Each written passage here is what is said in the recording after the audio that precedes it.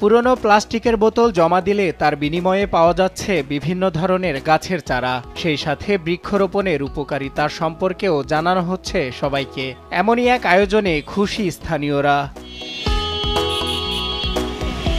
পরিবেশের ভারসাম্য রক্ষা ও পাখিদের নিরাপদ আশ্রয়স্থল সৃষ্টির লক্ষ্যে একটি প্লাস্টিক দিন বৃক্ষ উপহার নিন এই প্রতিপাদ্যে চুয়াডাঙ্গায় প্লাস্টিকের পুরনো বোতল জমা দিলে তার বিনিময়ে বিভিন্ন ধরনের গাছের চারা বিতরণ করছে volunteer for Bangladesh. Global climate strike 2025 উপলক্ষে পরিবেশ বান্ধব উদ্যোগ হিসেবে একটি প্লাস্টিকের বোতলের বিনিময়ে একটি গাছ উপহার দিয়েছি। আমাদের 100টা গাছ আমরা আজকে ইনশাআল্লাহ উপহার দিব।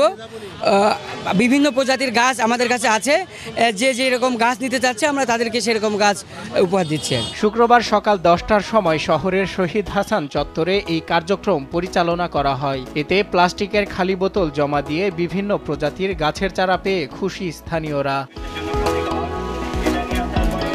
প্লাস্টিকের বোতল মাটির উর্বরতা নষ্ট করে এবং মাটির নিচে চাপা পড়লে সেখানে গাছের শিকড় বিস্তারে বাধা হয়ে দাঁড়ায়, এমনকি পানির ড্রেন বন্ধ হয়ে জলবদ্ধতা সৃষ্টি হয়। তার থেকে মুক্তি পেতেই প্লাস্টিকের বোতল সংগ্রহ করছে সংগঠনটি, সেই সাথে বৃক্ষরোপণে উদ্বুদ্ধ করছেন সবাইকে। আমরা ভুলেই যাই যে এই গাছগুলো আমাদেরই লাগাইতে হবে, তাছাড়া অন্য কেউ লাগাবে না। এই গাছগুলো আমরা শুধু কেটেই থাকি।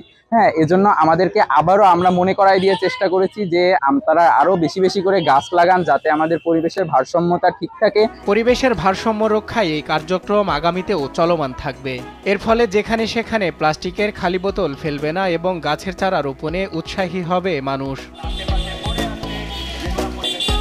ভিন্নধর্মী এই আয়োজনকে সাধুবাদ জানিয়ে সচেতন মহল বলেন, এই আয়োজন আমাদের সমাজের ইতিবাচক প্রভাব ফেলবে। সজল বিশ্বাস, নিউজ ডেস্ক, দেশ টিভি।